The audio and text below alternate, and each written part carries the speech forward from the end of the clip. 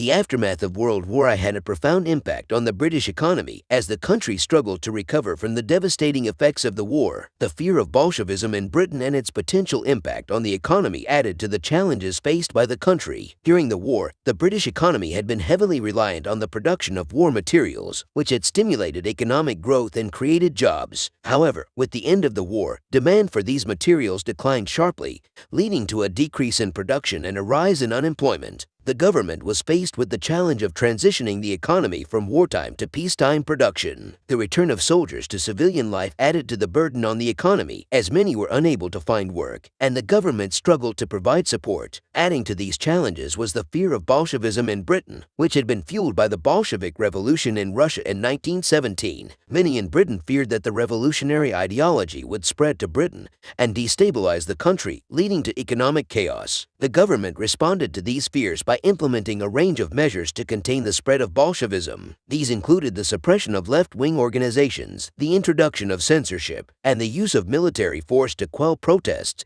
and strikes. The fear of Bolshevism also had an impact on economic policy as the government sought to maintain social stability by ensuring that workers received fair wages and working conditions. This led to the introduction of measures such as the minimum wage and the 8-hour workday, which were designed to address workers' grievances and prevent the rise of revolutionary sentiment. Despite these measures, the British economy continued to struggle in the post-war period. The country was burdened with war debt, and the decline in international trade had a significant impact on the economy. The fear of Bolshevism also created a climate of uncertainty that made it difficult for businesses to invest and grow. In conclusion, the fear of Bolshevism in Britain after World War I had a significant impact on the country's economy. The government's response to this fear, including the suppression of left-wing organizations and the introduction of social policies, had both positive and negative effects on the economy. Ultimately, however, the British economy continued to struggle in the post-war period, highlighting the challenges of transitioning from wartime to peacetime production.